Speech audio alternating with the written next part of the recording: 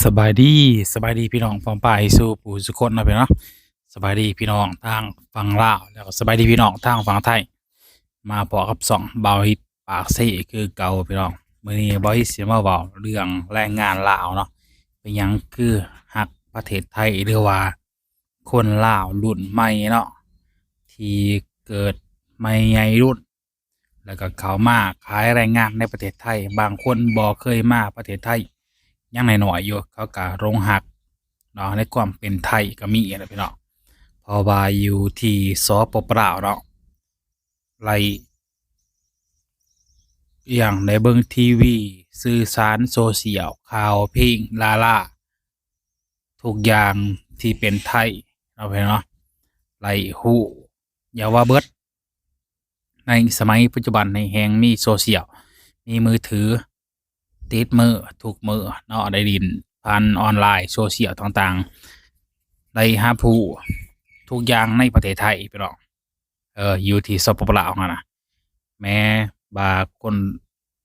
ลาวที่เขามาขายแรงงานในไทยเนาะก็หลงรักประเทศไทยหลายสิ่งหลายอย่างแหละที่หลงรักเว้าอีกในฐานะแรงงานลาวเนาะมาขายแรงงานในประเทศไทยก็รู้สึกดีใจที่ได้มีงานทำในประเทศไทยมีเงินเก็บบ่น้อยบ่หลายเนาะเพราะว่าเฮ็ดเข้ามาเฮ็ดงานในประเทศไทยก็6-7 ปีแล้วพี่น้องก็มีเงินเก็บส่วนหนึ่งเนาะก็แม้ว่ามันบ่หลายสำหรับคนอื่นมันก็เพียงพอสำหรับเราที่เราขายแรงงานของเราไปอะนะมันก็รู้สึกว่ามันดีแหละมันดีกว่าอยู่บ้านเราอะนะแต่ว่าบ้านเรามันก็ดีคือกันมันก็สำหรับเงินเดือนหรือว่าเฮ็ดงานต่างๆน่ะโอกาสที่มาเฮ็ดอยู่ในประเทศไทยมันหลายกว่านะพี่น้องมันหลายกว่าบ้านเราโอกาสที่เราจะได้เงินหรือว่าความรู้ประสบการณ์ต่างๆก็โอกาสมันมีหลายหั้นน่ะเนาะคือหลายๆคนมาเฮ็ดงานในประเทศไทยมาขายแรงงานสวัสดิการเทียบเท่าคนไทยก็มีหลายเนาะเงินเดือนหลายกว่าคนไทยบางคนก็หลายเนาะแรงงานลาวอะเฉพาะเลยคนที่มานำกลุ่มแรงงานทางสปปลาวเข้ามาขายแรงงานเนาะมาทางกลุ่มเขาจัดหางานหั้นน่ะข้อยเห็นข่าวลง TikTok ก็เขาได้ฮอด20,000พู้นแหละรวมทั้งโอทีรวมทั้งเงินเดือนหยังต่างๆนั่นล่ะเขาได้ฮอด20,000บาทเงินเดือนเขาน่ะแต่ว่าก็ยังอยากไปลองเบิ่งเหมือนกันแต่ว่ามันเป็นงานแม่บ้านพ่อบ้านหยังประมาณนั้นทำความสะอาดในห้างในตึกในโรงพยาบาลหยังต่างๆเนาะนั่นก็สูงโอกาสที่เราจะได้เงินได้คำเนี่ยมันก็หลายโอกาสแต่ว่าคนไทยก็ให้โอกาสคนลาวก็หลายเนาะโดยเฉพาะเดี๋ยวคนไทยกับคนลาวเนี่ยอยู่ในโลกเนี่ยมีแต่คนไทยกับคนลาวเท่านั้นที่ฟังกันรู้เรื่องนะแม้ว่าเราบ่ได้เรียนภาษาอิหยังภาษาลาวภาษาไทยบ่ได้เรียนสำหรับคนไทยหลายคนเขาก็ฟังออกภาษาลาวเวลาเราเว้าภาษาลาวไปหลายคนก็เข้าใจนะแต่ว่าคนลาวหั่นคนไทยเว้าปุ๊บคนลาวเขาก็เข้าใจคือกันโดยเฉพาะแล้วคนลาวอยู่ในประเทศลาวก็บ่ว่าจะเป็นเด็กน้อยคนใหญ่ผู้เฒ่าผู้แก่มันก็เบิ่งโซเชียลไทยนั่นแหละเป็นหลักจะเป็นเบิ่งละครเบิ่งลาล่าเบิ่งม่วยเบิ่ง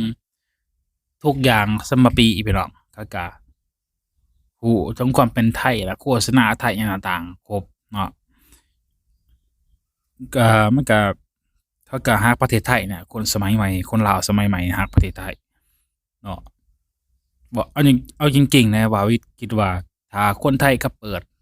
ให้ซื้อสัญชาติในราคา100,000 บาทจังซี้นี่50,000 บาทจังซี้หรือว่ามันถูกไปบ่หรือว่า2-3แสน4-5แสนบาทก็มีคนที่จะซื้อซื้อเหล่านั้นขายสัญชาติเนาะคือแบบว่าอเมริกาเขาขายเห็นบ่ บ่ฮู้ว่าเท่าไรเหรียญจะเท่าไรแสนเหรียญ500,000เหรียญบ่หรือเท่าไรถ้าว่าประเทศไทยเขาเฮ็ดแบบนั้นเนาะในราคา500,000 บาทบ่1,000,000 บาทจั่งซี้โอกาสที่คนลาวที่จะมาซื้อ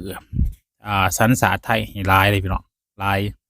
หรือว่า100,000 บาทคัน100,000 บาทให้สิหลายเขาอยากมาเบิดประเทศพี่น้องคนลาวนะถ้า100,000 บาทนะเพราะว่าแม้แต่ว่าพิมพ์ภาษาต่างๆก็เป็นไทยเบิดรักประเทศไทยเนาะเพราะคนไทยเป็นอย่างสิทธิเสรีภาพสามารถประกอบความคิดเห็นอิหยังต่างๆได้เนาะแต่ว่าเฮาแบบว่ามีความเป็นอิหยังเขาเอิ้นเอกภาพกันหรือว่าสามารถแสดงความคิดเห็นได้เนาะออกความคิดเห็นแตกต่างหมู่ก็หลายอย่างนะแต่ก็ความยุติธรรมก็มันก็ดีกว่าต่างๆหลายๆอย่างนั่นแหละมันก็ดีกว่าเบิดถ้าอยู่บ้านบ่าววิทย์ก็มันก็คือเห็นนำกันน่ะพี่น้องหลายคนก็อยากสิบ่ก็หนีจากบ้านจากเมืองมาอยู่ต่างแดนหลายคนก็5 ปี10 ปีก็บ่เมื่อบ้านเนาะมันคุ้นชินเพราะว่าชาวไทยมันก็ใช้ชีวิตกันแบบคล้ายๆกันหรือว่าเหมือนกันก็ว่าได้พี่น้องวัฒนธรรมผิดของประเพณีการสื่อสารการแต่งตัวอาหารการกินต่างๆหลายอย่างพี่น้องนิสัยใจคอก็คล้ายๆกันเนาะแต่ถ้าแต่ถ้าว่าคนลาวเนาะมาเฮ็ดมาขายในงานในไทยนี่ก็บ่รู้สึกว่าสมบัติตัวเองพี่น้องงานบุญงานหยังต่างๆคือกันวัฒนธรรมก็คือกันเบิดมันก็ไปมาหาสู่กันสบายเห็นบ่ซุวันนี่มันก็บ่ได้ผิดเถียงอย่างเดียวกันคือแต่เมื่อก่อนเนาะสมัยแต่ก่อนก็ลาวไทยก็ผิดกันคือกันไหนผิดกันคือกันเรื่องชายแดนแต่ก่อนแต่กี้แต่โควิดบ่ทันเกิดแต่ว่าตอนนี้แม่นความแน่นแฟ้นคือกว่าเก่าฮักแพงกันขึ้นกว่าเก่าเนาะญ้อนว่ามันมีเขตแดนอ่าชัดเจนเพราะว่ามันเป็นแม่น้ำคลองขันบ่คือประเทศอ้อมข้างต่างๆเนาะถามว่าคนที่เขาฮักประเทศไทยเนาะคนไทยใจดีโอกาสเขาให้โอกาสคนลาวมาเฮ็ดงานในไทยขายแรงงานในไทยบ่สร้างปัญหามาถูกต้องตามกฎหมายคนไทยเขาพร้อมที่จะให้โอกาสคนลาวทุกคนที่มาขายแรงงานในไทยเพื่อได้เงินลืมตาอ้าปากไหลดูแลครอบครัวของเฮาอะนะโอกาสเขาให้หลายคนไทยบ่มีก็ยังฮักประเทศไทยอีกอะเนาะพี่น้องจากใจแรงงานลาวคนหนึ่งที่มาเฮ็ดงานในประเทศไทยแต่ว่าอยากกลับบ้านแหน่บ่อยากกลับบ้านแหน่แต่อยากเฮ็ดงานในประเทศไทยเพราะว่ามันได้เงินกว่าหลายกว่าอยู่บ้านเฮาอะนะถ้าไปเฮ็ดงานอยู่ในบ้านเฮาบ่ฮู้ว่าสิเฮ็ดไปเฮ็ดแบบใดแหน่หยังแหน่นะเราก็บ่ทันรู้ว่าสิไปเฮ็ดหยังหั้นน่ะพี่น้องแต่ถ้าได้กลับอีหลีก็อาจสิบ่โดนก็สิได้กลับมาประเทศไทยคือเก่านั่นแหละพี่น้องแต่ว่าตอนนี้มันก็ยังหางานอยู่เนาะหางานที่เขารับ2คนนั่นน่ะเนาะถ้ารับผู้เดียวก็คือบ่มีเฮ็ดงานคนเดียวตอนนี้ ก็ฟังเบิ่งกันต่อไปพี่น้องไผอยากสนับสนุนบาวิทก็สามารถกดซุปเปอร์แธงค์เนาะพี่น้องเนาะหรือว่ากดสมัครสมาชิกเพื่อเป็นกำลังใจให้บาวิทเฮ็ดคลิปต่อไปพี่น้องพอกัน EP หน้าพี่น้องหรือว่าคลิปหน้าบาวิทจะมาเล่าเรื่องหยังให้พี่น้องเฮาได้ฟังนำกันพี่น้องเนาะ